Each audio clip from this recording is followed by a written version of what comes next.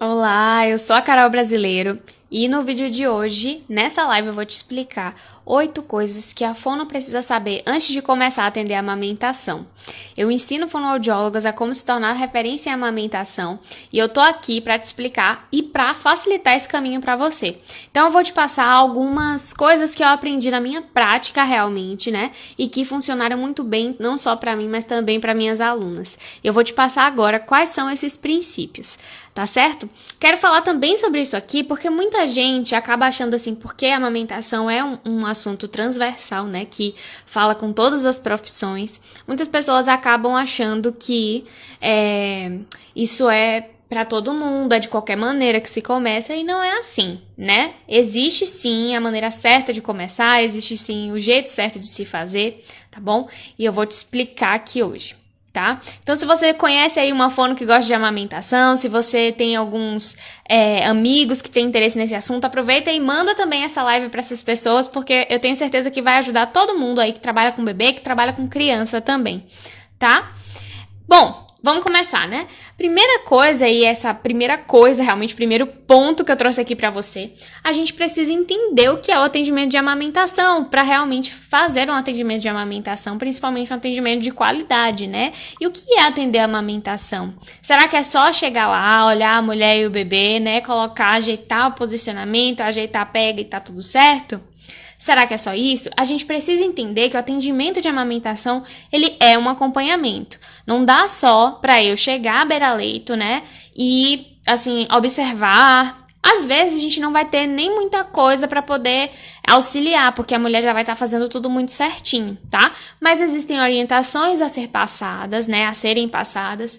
Muitas questões aí que permeiam a questão da cultura do desmame. Se você não sabe o que é a cultura do desmame, né, a cultura do desmame é uma cultura que está enraizada na sociedade, vinda aí de um histórico, né, junto com a evolução da humanidade, digamos assim, permeou a história da mulher na sociedade e com o avanço das indústrias, aí a gente teve, né, os bicos, as chupetas que começaram a entrar aí na casa e na vida de todo mundo, e aí a amamentação passou a ficar em segundo plano. E com isso, né, veio o desmame precoce. Então, a gente chama muito de cultura do desmame tudo aquilo que leva ao desmame precoce. Todas as crenças, todos os mitos, inclusive existem muitos na sociedade. E aí, a gente precisa, sempre que vai atender a amamentação, né, entender esses mitos, esclarecer as mães, porque nos primeiros meses de vida dessa criança é muito fundamental que ele esteja em aleitamento materno, né? E com a cultura do desmame, o que acontece? Os bebês começam a receber farináceos muito cedo, né? Outros alimentos muito cedo, muito precocemente e contribui para altas taxas de sobrepeso, obesidade, né? Ou crianças aí que têm dificuldade lá com a introdução de novos alimentos, de novas consistências, né? Até falei sobre isso hoje, fiz uma postagem, depois quando a gente terminar a live aqui, você pode olhar lá no meu feed, que eu fiz uma postagem com dados, né, estatísticos de 2019, que foi o último estudo que a gente teve sobre isso, falando qual é a taxa de aleitamento materno exclusivo em crianças menores de 6 meses, né? É menos de 50%. Menos de 50% da população está em aleitamento materno exclusivo antes dos 6 meses, né? Os bebezinhos estão cada vez menos ou recebendo alimentos antes do tempo, né? Ou realmente desmamando antes do tempo e acabando recebendo uma fórmula aí nesse meio tempo. Tem diversas questões que permeiam isso, mas muito está atrelado pela cultura do desmame, pela falta de orientação das famílias em relação ao aleitamento materno. Então, atender a amamentação é desmistificar essa cultura do desmame, né? Atender a amamentação é entender que a gente não está falando só do desenvolvimento de uma criança, a gente está falando de dois, né? Não existe manejo de amamentação só do bebê. Eu sempre falo isso aqui e sempre vou bater nessa tecla. A gente precisa entender que a gente vai atender a mãe e o bebê e a gente está falando de um binômio, né, de uma dia, de uma dupla. Eles dois, principalmente nos primeiros meses, né, o primeiro que o bebê ele não dissocia, que ele é um corpo além da mãe, né? Tudo ele vai solicitar a mãe, tudo ele vai solicitar o bebê, ou o TT, né?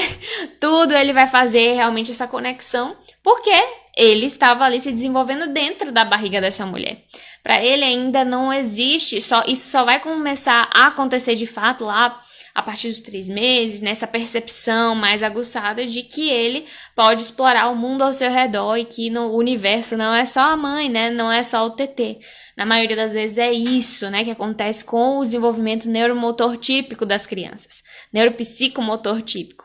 Então, a gente precisa entender isso para entender que eu tô falando de 2 pessoas e que tem manejo não só para o bebê, por mais que eu seja fono, tá? Porque se eu tô falando sobre uma mãe que não consegue colocar a pega correta do bebê, um bebê que tem anquiloglossia, né, que tem uma disfunção oral, se ele não estiver fazendo extração adequada de leite do peito dessa mulher, essa mulher pode desenvolver o quê? Mastite. Então, a gente tem que manejar essa mulher. E como é que a gente maneja também ela, né? Orientando sobre a ordenha de mama, tudo isso. Tem que orientar a mulher sobre a ordenha de mama, tem que orientar a mulher como é que ela pode fazer para manter suas mamas saudáveis, né? Nos casos de dor, nos casos de engurgitamento, qual é o manejo. Então, eu nunca falo só de um, tá? Eu sempre falo de 2. Precisa ver os 2, olhar os 2 e acolher os 2. E é uma coisa muito forte ainda nos profissionais que atuam com a amamentação, de muitas vezes chegar e pensar no bebê, pensar na nutrição do bebê. E às vezes essa consciência, né, ou esse pensamento tá muito enraizado nas mães. Então as mães pensam que se ela não der o TT, que ela não vai estar conseguindo nutrir o bebê com o seu corpo, né? E existe uma série de fatores aí que envolvem a amamentação e o processo de amamentar, né? Fatores externos, fatores psicológicos, fatores biológicos também, mas fatores sociais, tantas coisas, né? E as questões de saúde do bebê. Então, assim, a gente precisa acolher sempre essa mulher para que ela se sinta segura também para conduzir esse processo de amamentação. Afinal de contas, é ela e o bebê que vão ser o protagonista aí desse processo. Eu sempre falo isso, né? Sempre que a gente pensar assim, em dar uma orientação, um direcionamento, fazer esse manejo, a gente sempre vai pensar nos 2 como protagonistas. Nunca aquilo que a gente acha que é o melhor. Sempre a escolha é da mãe, né? Até hoje respondi uma pergunta que me fizeram sobre isso, né? Qual que seria, como orientar as mães para dar mamadeira, para ofertar mamadeira. Não existe fórmula mágica, né? Mas primeira coisa é lembrar de que a escolha de ofertar mamadeira ou não é da mulher. A partir do momento que ela tem uma escolha, a partir do momento que a gente dá informação para ela de qualidade, informação embasada na ciência e não embasada no senso comum, né? E a partir disso, sim, ela pode escolher se ela vai amamentar, se ela não quer amamentar, se ela quer ofertar mamadeira ou se ela quer ofertar fórmula no copinho, enfim, né? Cada situação é uma situação, tá?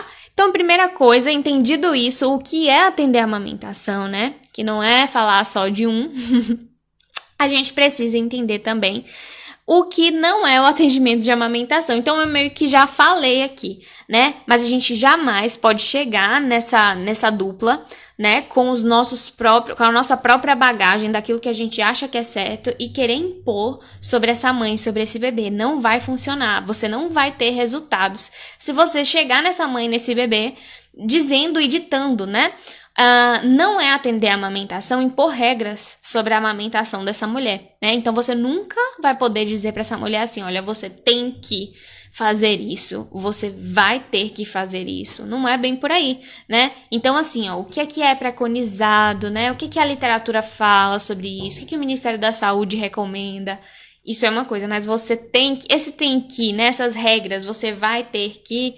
Não funciona, na prática não funciona, as mulheres se sentem mais sobrecarregadas ainda do que elas já se sentem muitas vezes, né? Porque imagina vocês, muitas vezes as mulheres, elas estão sozinhas aí na responsabilidade do cuidado com os seus bebês e estão cansadas, né? Com tantas coisas que ultrapassam aí as questões do puerpério, né? Questões psicológicas, questões emocionais. Então é muito importante a gente saber como se comunicar. Então, primeira coisa, a gente não pode ditar regras. Segunda coisa, a gente também não pode ser um ditador e não pode ter um discurso que não seja assertivo, né? Não pode ter uma comunicação violenta. A gente sempre está falando sobre comunicação não violenta hoje. E em aleitamento materno, isso é extremamente, sim, fundamental. Não existe atender a amamentação se você não consegue ter o mínimo de empatia.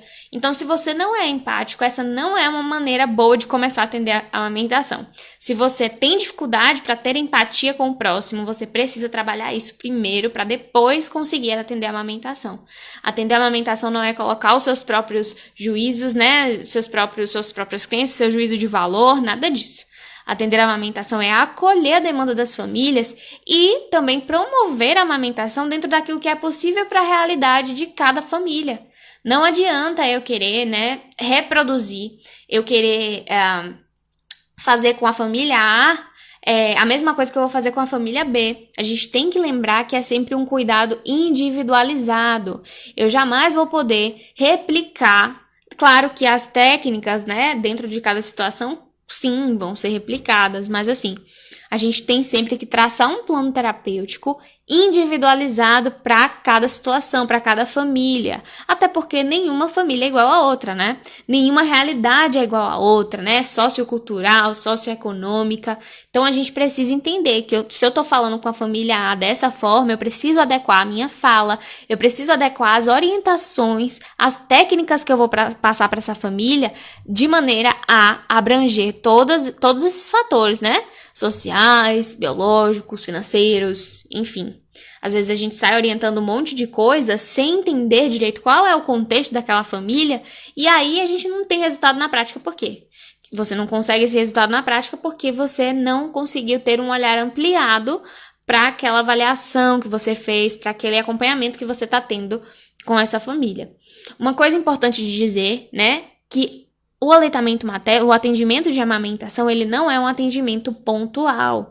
Muita gente me pergunta assim, Carol, quantas horas demora uma consultoria, né? Quantas horas? Vai depender de cada caso, gente. Não existe fórmula de bolo.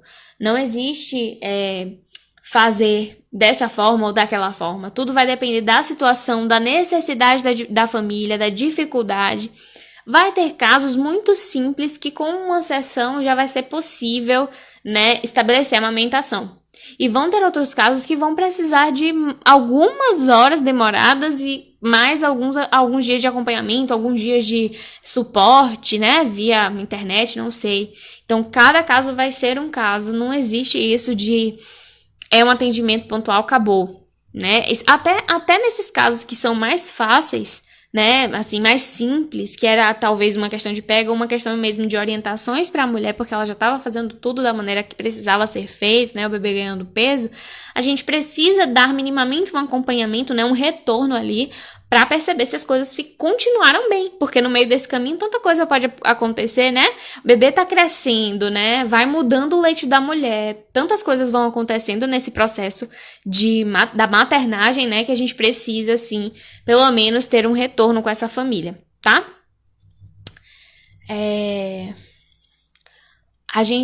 Sim, o terceiro ponto que eu trouxe aqui para vocês é: por que atender a amamentação vai tornar você um profissional de referência, né? Vai tornar você um profissional de referência. Como é isso, né?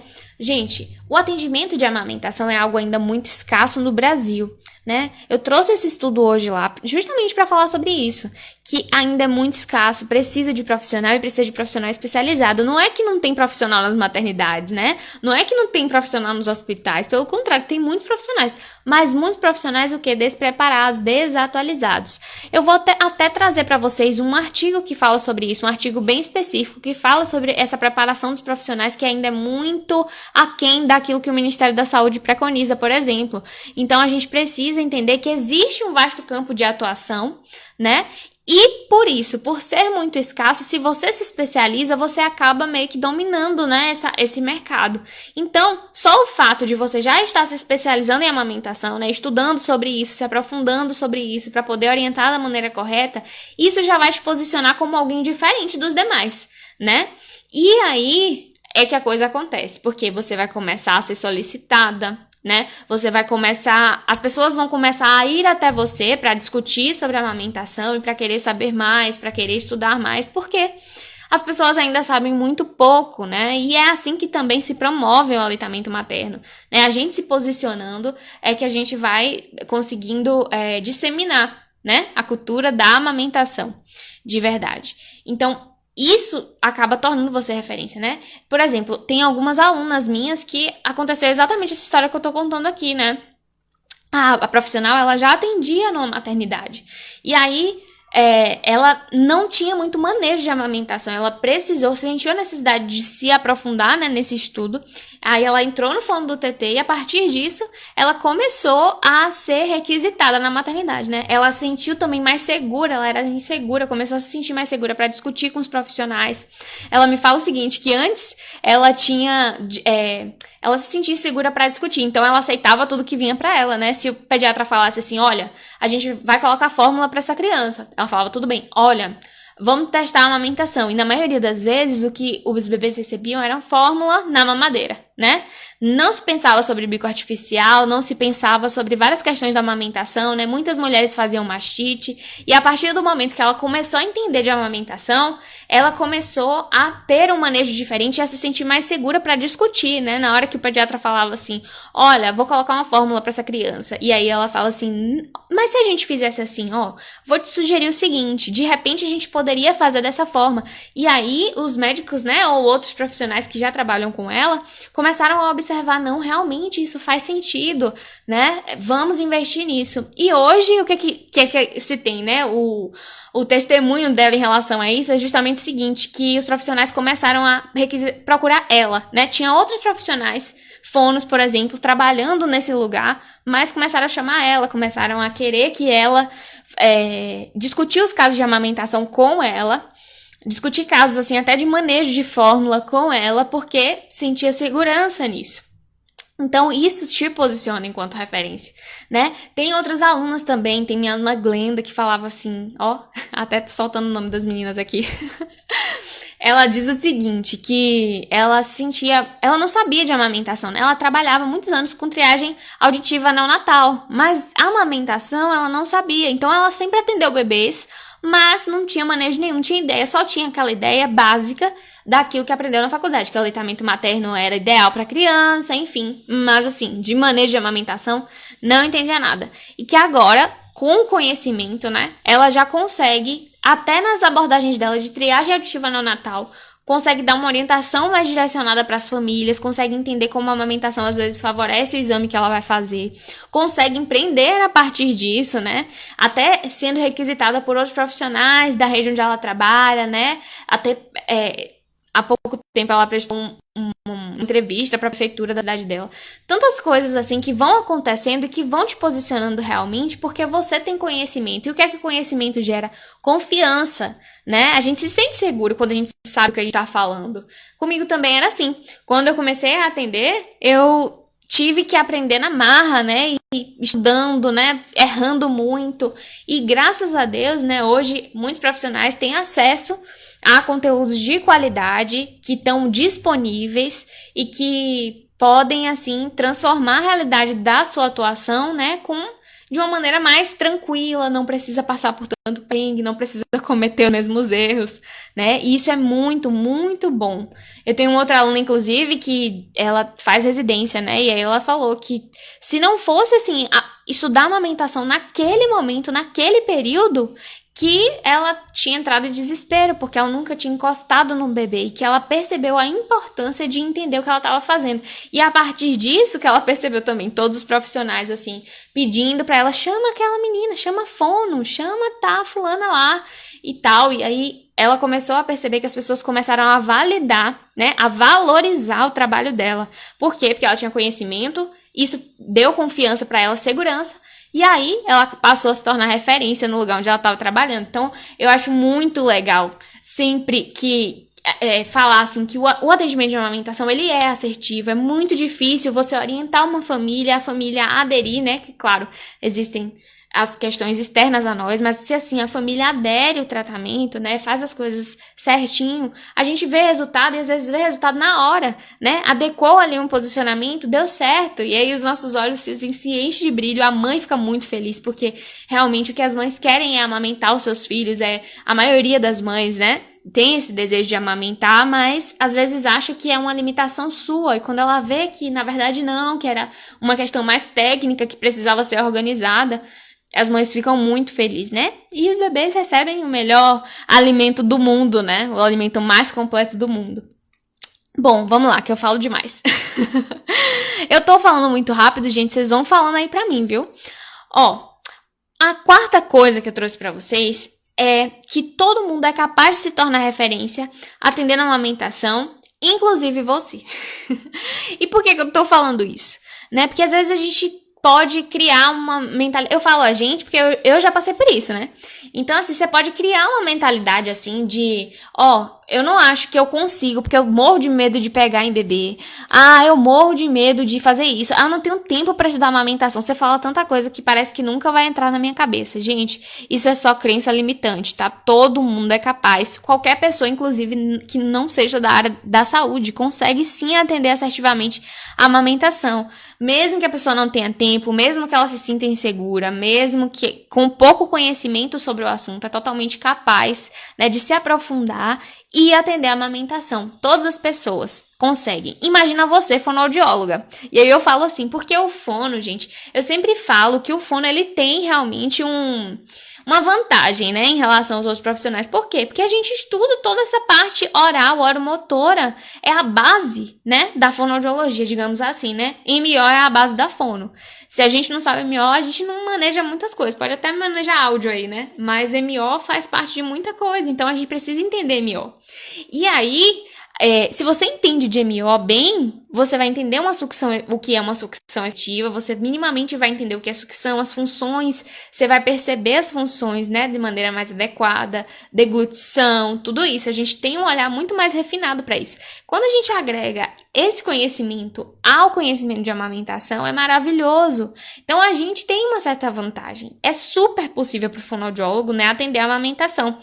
Às vezes a gente tem pouco conhecimento mais raso ali na faculdade, mas isso não significa que você não vai conseguir atender, né? É indo realmente para o campo de batalha e colocando aquilo que você está estudando na prática que você consegue ver resultado, né? É lógico que, né? E aí a gente entra na quinta coisa. Não dá para fazer as coisas da nossa cabeça, né? Você não consegue fazer as coisas da sua cabeça. Não existe terapia da sua cabeça. Eu sempre falo isso também, né? Não existe fazer a terapia daquilo que você acha que vai ser. Não. Peraí, é lógico que existe raciocínio clínico, né? Aplicado à base científica, óbvio. Mas terapia da sua cabeça... O que eu falo de terapia da sua cabeça? E se a gente fizer assim, colocar um canudo amarrado no não sei o quê? Gente, não tem sentido muitas vezes, né? A gente tem que pegar aquilo que é validado cientificamente, principalmente porque a gente está trabalhando com bebê, com mulheres, né? Com puérperas, com gestantes, enfim. A gente precisa fazer aquilo que tem base na literatura. Então, assim... Existe sim técnica para atender a amamentação, né? Muitas vezes as pessoas acham que a amamentação é instintiva e ela não é, tá? Não é 100% instintiva. Precisa de técnica, de orientação, de especialista. No Brasil, a gente ainda não tem consultoria como uma profissão legalizada, porém, é uma profissão que existe e é super importante. Fora do Brasil, é profissão super reconhecida e super bem remunerada, inclusive, tá? Então, a gente precisa entender que não dá para sair atendendo com base naquilo da nossa cabeça, né? Vi uma vez na vida a amamentação, vou começar a atender. Não é por aí, tá? Aí a gente entra no sexto ponto, que é o caminho para atender a amamentação é o estudo aprofundado. Então, assim, é super possível? Claro que não dá para fazer da sua cabeça. O que é que você vai fazer? Você vai sentar e estudar a amamentação, né? Faz igual o povo que me fala que senta para maratonar aí o Instagram. Pode fazer isso, eu tô aqui para te ajudar mesmo. Então, é sentar, estudar, pegar assim, não. Como é que eu posso ajudar essa família? Eu vou estudar esse caso, vou entender esse caso, vou pegar aquilo que eu já sei de amamentação e vou aplicar. E aí você vai ver que vai ter resultado na prática, né? Você vai ver que rapidinho você vai conseguir resultados grandiosos até. E isso vai te gerar confiança, tá? Então, não dá para atender sem estudo, não dá. É igual qualquer área da fonoaudiologia, tá? Não é só sair da graduação, acabou, né? Qualquer área, se você for atender linguagem, se você for atender enfim, fala, você vai ter que sentar e estudar de novo, sentar e estudar, né, qual é a troca daquele fonema, você vai ter que estudar.